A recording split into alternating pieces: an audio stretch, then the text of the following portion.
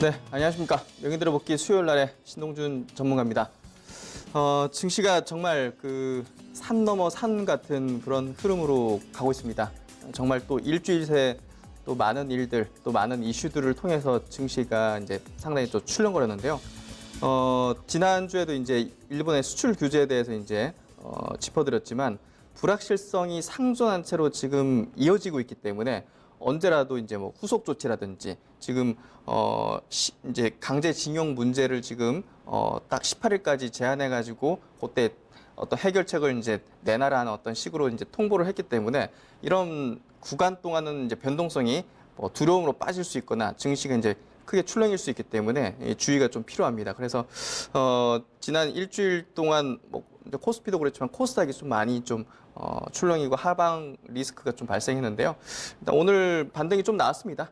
한숨 좀 돌릴 수 있는 그런 그래도 좀 강한 어떤 흐름이었는데 그래도 속들이 이제 깊이 좀 파헤쳐 보면 조금 뭐랄까 좀 해석을 해야 될 부분들이 좀 있는 것 같습니다. 그런 부분들 오늘 또 시원하게 또 복귀 한번 해드리도록 하겠습니다.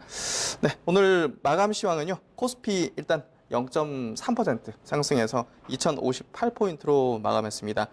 2000선을 좀 붕괴할 수도 있지 않느냐는 시장의 어떤 관측들이 굉장히 많습니다. 일단은 이 정도에서 외국인의 수급이 오늘 방어를 해줬다는 게 굉장히 좀 의미 있고요.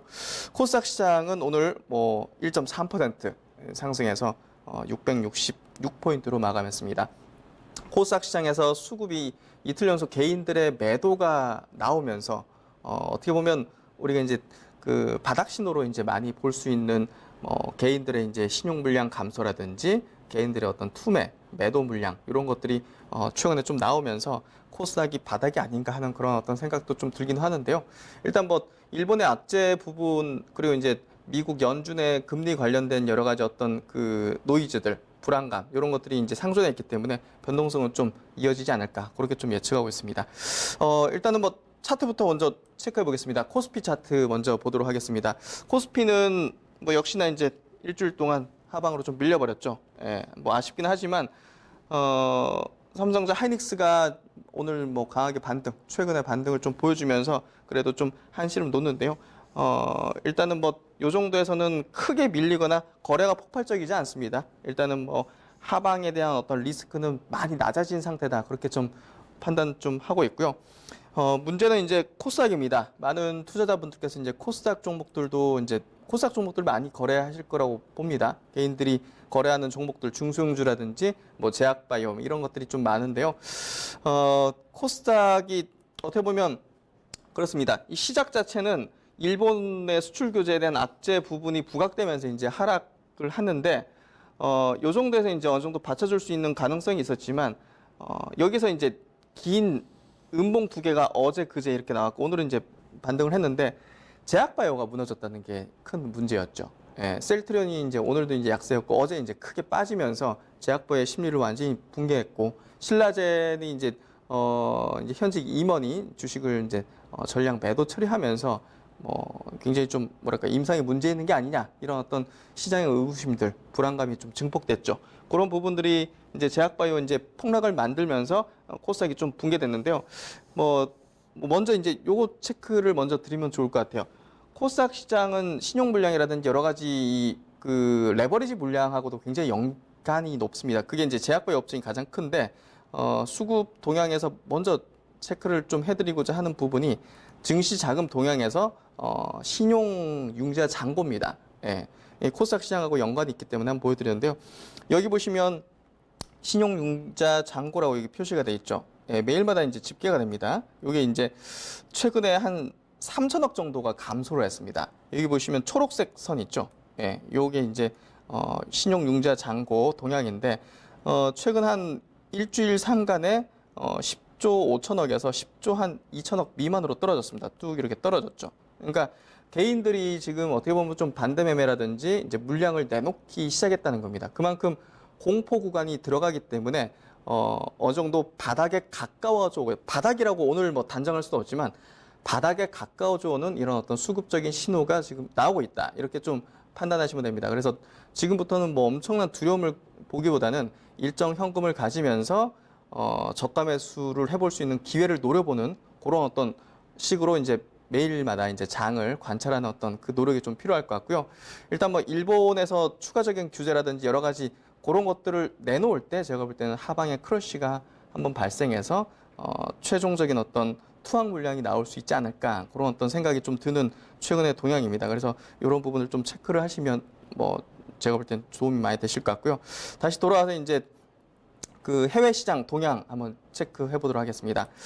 해외 시장 같은 경우도 뭐 최근에 좀 여러 가지 뭐 불안감 뭐 특히나 이제 가장 핵심적인 거는 미국에서의 이제 그 금리 인하 기대감이 약화됐다는 거죠. 지난 6월 달에 이제 고용 지표 자체가 상당히 좋게 나오면서 고용 지표가 좋게 나온다는 거는 그런 의미죠. 미국 경제가 굉장히 튼실하고 좋다. 신호 자체가. 굳이 이제 지금 뭐 성급하게 금리를 대폭적으로 인하할 필요가 있겠느냐. 예, 오히려 이제 그 인플레 우려가 생길 수도 있는데 이런 어떤 이제 분위기가 감지되는 겁니다. 그런 부분들이 지금 뭐 지금 여러 가지 다른 뭐 은행 총재라든지 이런 쪽에서도 뭐 금리 인하를 안 해야 된다. 뭐 이런 의견들이 나오면서 이제 지금 시장이 이렇게 치고 나가는 어떤 원동력 중에 하나가 이제 금리 인하 기대감이거든요. 그런 부분들이 조금 희석되는 그런 흐름 속에서 지금 뭐 미국 증시는 약간 좀 혼조권, 정고점 부근에서 혼조권을 좀 보여주고 있습니다. 나스닥 증시입니다. 지금 보시는 차트는 나스닥 증시고요. 뭐 계속적으로 말씀드리지만 금리 인하 기대감이 이제 불면서 이렇게 좀 올라온 상태입니다. 그래서 금리 인하의 여부에 따라서 이 증시가 여기서 더 강하게 치고 나갈지 아니면 지지부진하게 지금처럼 좀 혼조권을 보일지를 절판될 것 같고요. 일단은 뭐 흐름 자체는 나쁘지 않습니다. 예, 제가 볼 때는 상방의 어떤 가능성이 좀 높다고 보는데 일단은 뭐 대외적인 변수에 따라서 변동할 수 있기 때문에 한번 항상 좀 뭐 리스크적인 부분도 생각을 해야 될 것 같습니다. 그리고 이제 다우지수인데요. 다우지수도 역시나 이제 나스닥과 뭐 비슷한 흐름 보여주고 있습니다. 여기 보시면 전고점 라인 부근에서 지금 혼조권을 좀 보이고 있고요. 금리 인하 여부 그리고 이제 FOMC 의사록 이제 공개 이런 부분들이 좀 모멘텀 변곡점이 될 수 있는 그런 포인트가 될 것 같고요. 일단 제가 볼 때는 뭐 나스닥도 그렇고 다우도 그렇고 뭐 지금 상황에서는 미국 경제 건실함이 계속적으로 확인되고 있기 때문에 크게 뭐 리스크적인 부분이 부각된다 이렇게 볼 수는 없을 것 같습니다. 그래서 일단 너무 뭐 두려움 가지긴 뭐 이르다고 좀 생각이 됐고요. 중요한 건 이제 뭐 상해 증시입니다. 이 중국 상해 증시가 일단 최근에 이제 저점을 다지는 모습 속에서 일단은 중장기 이동평균선 저항을 좀 받았습니다. 최근에 이제 해외 시장 동향을 보시면 그 신흥국 증시가 선진국 증시 대비해서 좀 조정을 받는 폭들이 좀 크다는 겁니다. 특히 이제 중국 증시, 뭐 한국 증시, 뭐 대만 증시는 이제 크게 이제 밀리진 않았지만 어찌됐든 한국과 중국이 신흥국 중에서 이제 조정 양상을 좀 주도한다는 측면을 좀 눈여겨보시면 될 것 같고요. 여기서 이제 뭐 저항을 좀 받긴 했지만 일단은 중국에서 항상 이런 저항이라든지 약세 흐름을 보이면 나오는 뉴스나 보도들이 있습니다. 중국의 부채 문제. 예, 뭐 경제 뇌관으로 작용한다 이런 어떤 내용들이 있거든요. 근데 뭐 중국은 뭐 특수한 국가입니다. 예, 중국은 공산주의 체제로서 어떻게 보면 개방된 국가와 좀 틀리기 때문에 조금 다른 시각이 필요할 거라고 보고요. 뭐 국가적인 어떤 부양책이라든지 이런 부분을 통해 가지고 장기적으로 좀 봉합해 나가는 그런 흐름을 보일 거로 봅니다. 그래서 뭐 중국 증시는 저는 뭐 크게 부정적으로 보지 않고요.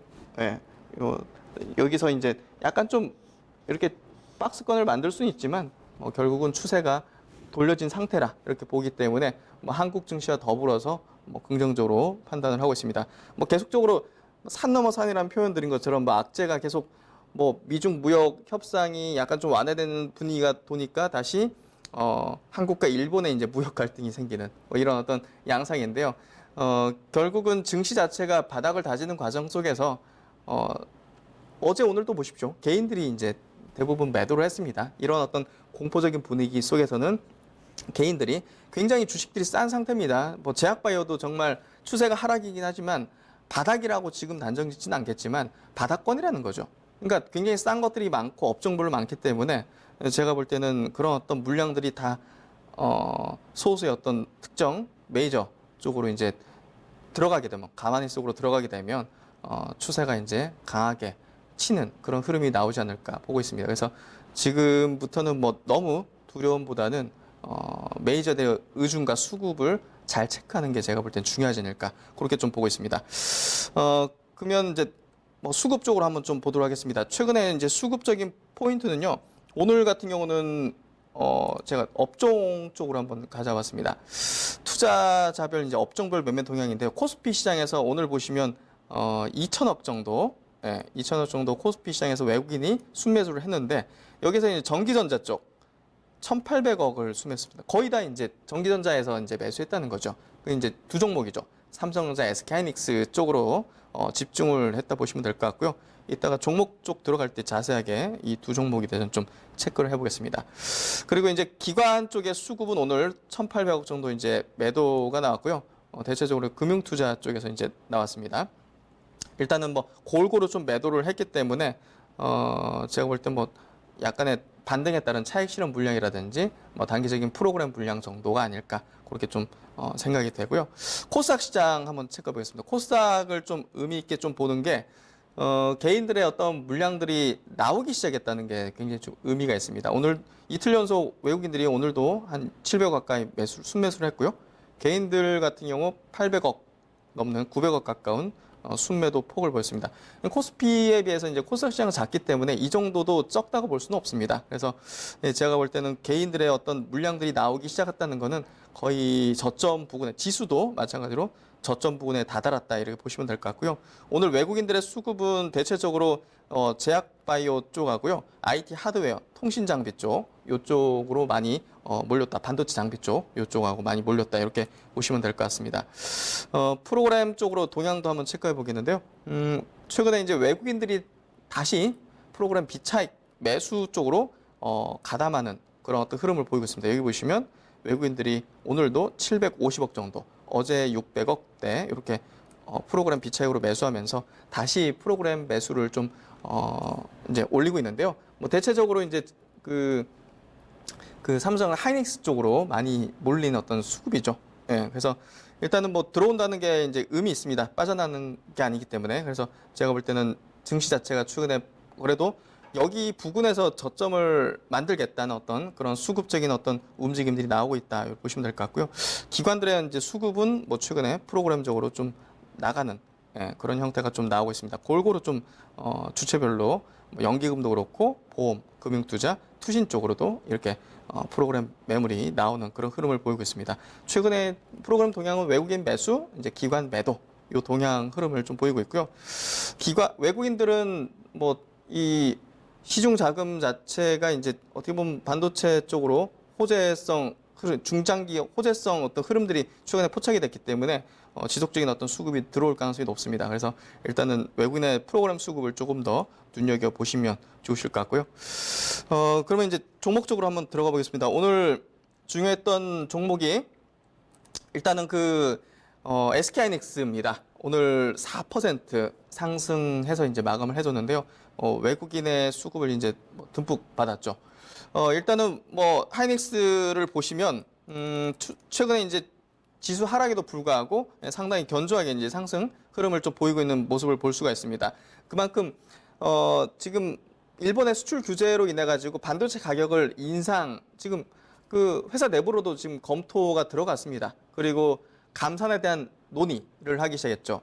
지금 반도체 가격이 반등을 못하는 이유는 재고가 너무 많이 쌓여 있기 때문입니다. 그걸 좀 줄일 수 있는 어떤 요인들이 어떻게 보면 이제 한국과 일본 간의 어떤 무역 갈등 문제로 이제 솟아나왔기 때문에 이 자체를 외국인들은 굉장히 좀 호재로 좀 인식하고 수급을 드리고 있고요. 일단은 뭐 하이닉스의 이제 흐름 자체가 여기서 어느 정도 저점을 만들어줬고 지금 7만 원대 부근에서 뭐 왔다 갔다 할 가능성이 높습니다. 여기서 바로 뭐 더 치고 나가기는 제가 볼 때는 쉽지는 않아 보입니다. 앞서 매물대라든지 증시의 어떤 환경 자체가 상황 자체가 하이닉스를 완전히 그냥 치고 나가게 만들 수 있을 것 같지는 않기 때문에 제가 볼 때는 한 7만 원 부근에서 좀 박스를 좀 그리는 그런 흐름을 좀 보이지 않을까 그렇게 좀 보고 있고요. 그 다음에 이제 삼성전자입니다. 삼성전자 같은 경우는 삼성전자 차트 지금 나오는데요. 역시나 이제 지수 대비해서 최근에 이제 강한 흐름입니다. 하이닉스와 마찬가지로 반도체 가격 상승 그리고 감산에 대한 논의 이런 부분이 이제 붙으면서 상당히 좀 견조한 흐름을 보여주고 있고요. 지금 시중의 자금 자체가 제약바이오에서 나와가지고 이 반도체 쪽, 이 반도체 두 종목 쪽으로 이제 돌아서는 그런 흐름들이 나오고 있습니다. 뭐 이따 짚겠지만 또 5G 관련 종목 쪽으로도 같이 들어가고 있죠. 이런 어떤 수급의 이동을 본다면 뭐 지금 지수 수준에서도 충분히 이제 기회를 찾을 수 있다고 저는 생각을 하고 있습니다. 그 다음은 이제 제약바이오 섹터인데요. 제약바이오 섹터는 이제 굉장히 좀 중요하다고 봅니다. 많은 투자자분들께서 이제 투자를 하시는 쪽이기 때문에 이쪽에서 최근에 이제 대부분 이제 외국인과 기관들이 제약바이오 섹터에서는 매도 일색입니다. 근데 이제 개인 투자자들이 떨어질 때마다 이제 계속 사는데요. 신뢰젠 같은 경우는 오늘 이제 병용 임상에 대한 좋은 대장암 관련된 병용 임상에 대한 좋은 어떤 약효 효능에 대해서 이제 회사 측의 발표가 좀 나오면서 강한 어떤 상승을 보이는데요. 오늘 6% 마감했습니다. 근데 제가 볼 때는 기술적인 반등의 가능성이 좀 높을 것 같고요. 여기서 완벽하게 저점이라 볼 수 없는 게 이 무용성 평가라는 굉장히 중요한 이벤트를 앞두고 이제 핵심 이슈를 앞두고 있기 때문에 그게 어떻게 될지에 대한 도박성 투자를 하기엔 좀 어렵다고 봅니다. 이게 좋게 나오거나 안 좋게 나오거나 안 좋게 나올 경우에 를 대비해야 되기 때문에 신뢰제는 투자 대상으로 좀 부적합하다 보고요. 뭐 오늘 같은 경우는 뭐 단기적인 트레이딩 정도 노리는 게 좋았을 거라고 생각합니다. 일단은 제약바이오 대표 신약 종목으로서 추세가 완전히 이제 붕괴돼서 역별로 쭉 밀리기 때문에 언제라도 이제 밑으로 하방으로 찍는 그런 음봉이 나올 수 있다는 걸 염두에 둬야 될 것 같고요. 제약바이오 섹터는 일단은 뭐 핵심적인 어떤 글로벌 3상 하는 기업들은 악재가 털릴 수 있지만 그 외에 이제 기술력 갖고 있는 뭐 1상, 2상 정도의 어떤 기업들, 뭐 대표적으로 뭐 유틸렉스 같은 기업들, 그런 기업들은 제가 볼 때는 뭐 같이 밀릴 때 기회가 아닐까 그렇게 생각합니다. 그래서 제약바이오 섹터 내에서도 차별적인 어떤 흐름을 좀 노리시는 게 중요할 것 같고요. 셀트리온 같은 경우 한번 잠깐 짚어보겠습니다. 셀트리온 같은 경우는 그 암젠이 유럽에서 이제 시밀러 쪽으로 이제 신청 안 하고 미국 쪽으로 돌려가지고 잠재적인 어떤 경쟁자로서 지금 경쟁 격화에 대한 우려가 불고 있습니다. 근데 제가 볼 때는 2분기 실적에 대한 부분이 조금 더 우려스러운 포인트가 아닐까 싶습니다. 지난 1분기 때도 어닝 쇼크를 냈죠. 지금 가이던스랑 굉장히 괴리가 발생하는 실적들을 계속 내고 있습니다. 그게 이제 굉장히 시장에서는 좀 증폭되는 이제 두려움인데요. 역시나 여기 보시면 어제 같은 경우 10% 넘는 약세를 보이고 이제 오늘 같은 경우도 제약바이오 섹터가 전체적으로 반등을 보이는 와중 속에서 세이트론이 약세를 보였기 때문에 저는 제약바이오 섹터가 완벽하게 바닥을 오늘 확인했다 이렇게 단정 지을 수는 없다 봅니다. 셀트리온의 어떤 흐름을 좀 체크를 하시면서 제가 볼 때는 제약바이오의 저점을 노려보는 게 좋지 않을까 그렇게 좀 생각되고요. 그다음 이제 5G 섹터입니다. 5G 관련주 오늘 굉장히 중요했는데요. 오늘 같은 날이 이제 수급의 이동을 명확하게 볼 수 있는 날입니다. 시장이 쭉 밀리다가 이제 반등이 나오잖아요. 반등이 나올 때 낙폭과대 종목들은 당연히 올라갑니다. 대표적인 게 제약바이오 같은 종목들, 그리고 오늘 호재에 있었던 당연히 이제 삼성전자 하이닉스 같은 종목들. 근데 5G가 강하게 쳤단 말이에요. 특히나 이제 기존의 대장주인 OE솔루션, 뭐 KMW, 솔리드 같은 게 굉장히 세게 이제 쳤다는 것 자체는 시장의 주도주, 그리고 이번 2분기 어닝 시즌에 대해서 5G 섹터에 대해서는 시장의 이제 뭐 전문 투자자들, 스마트한 투자자들이 좋게 보고 있구나. 이걸 확인할 수 있는 거죠. 그러니까 오늘 굉장히 의미 있는 어떤 흐름을 보여줬고요. OE솔루션 오늘 9% 넘으면서 전고점 부근까지 좀 올라오는 그런 흐름을 보였습니다. 뭐 저점 대비해서 거의 뭐 한 5, 6배 나왔지만 지금 이런 속도로는 굉장히 좀 치고 나갈 수 있는 그런 흐름으로 다시 돌아서는 게 아닌가 그렇게 좀 보여지고요. 또 이제 KMW 같은 경우도 뭐 굉장히 좀 뭐 증권가에서도 이제 의견이 분분합니다. 실적 대비해서 저평가다 아니면 뭐 다 올라왔다 이렇게 많은데 일단은 뭐 요 부근에서는 한번 출렁이는 어떤 흐름들을 보일 것 같습니다. 그러면서 오늘은 6% 정도 뛰었는데요. 일단은 뭐 대장주군 포함해서 5G 섹터는 이 기술적인 차트 흐름도 정배열로 돌아서 있기 때문에 언제든 조정 후에 다시 추세가 상승으로 돌아설 수 있다는 걸 염두에 두면서 종목들을 좀 찾아보시는 게 제가 볼 때는 중요할 것 같고요. 그러면 이제 명인들의 이제 해안 전략 부분으로 좀 설명 들어보겠습니다.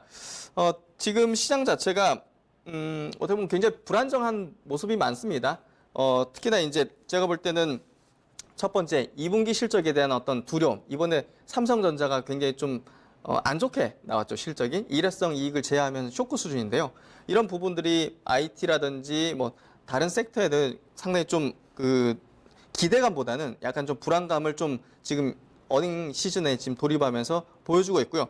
두 번째는 이제 일본의 수출 규제인데요. 이게 지금 보면 어떻게 보면 추가 규제에 대한 두려움이 엄습해 있습니다. 그렇기 때문에 확실하게 외국인이라든지 기관들이 대량으로 여기 저점이니까 여기선 그냥 수급 그냥 매수하겠다 하실 식으로 강력하게 이제 수급의 퍼포먼스가 나오진 않고 있습니다. 그게 제가 볼 때는 이 한국과 이제 일본 간의 무역 갈등이 어느 정도 우리가 그림이 그려지는 결론이라든지 해결책이라든지 이런 게 전혀 지금 그려지지 않고 있죠. 예, 그렇기 때문에 불확실성이 있다는 측면들. 그리고 세 번째가 이제 미국의 이제 연준 통화 정책이 약간 좀 그 금리 인하에 대한 기대감이 좀 많이 기울었다는 부분들. 이 부분인데요. 일단은 지수적인 측면에서는 불안감이 있기 때문에 저는 풀베팅이라든지 완전히 공격적인 어떤 자세는 조금 낮춰야 된다고 봅니다. 일단은 어느 정도 현금 비중을 가지면서 그런 부분들에 의해서 개인들의 투매가 나올 때, 특히 코스닥에 나올 때, 그때마다 뭐 우리가 관심 갖던 종목들을 좀 사는 게 중요할 것 같고요. 저는 이제 정배열 상승 모멘텀을 유지한 종목에 집중하라는 걸 이제 제시를 하는데 일단은 자동차 업종도 괜찮습니다. 현대차 같은 경우 2분기 실적을 앞두고서 정배열에서 무너지지 않고 흐름이 나오고 있다는 거. 예, 그런 흐름들이 제가 볼 때는 자동차 업종, 특히 현대차, 현대모비스 같은 기업들은 우리가 좀 실적 이번에 앞두고서도 좀 관심을 가질 만한 그런 업종과 종목이라고 저는 좀 보고 있고요. 정배열 추세를 좀 유지를 계속적으로 하고 있습니다. 이런 부분들이 긍정적인 시장 대비 강한 어떤 섹터 대표적으로서 좀 보시면 좋을 것 같고요. 그리고 이제 NC소프트입니다. NC소프트도 역시나 지금 어떻게 보면 경기라든지 무역과 상관이 없죠.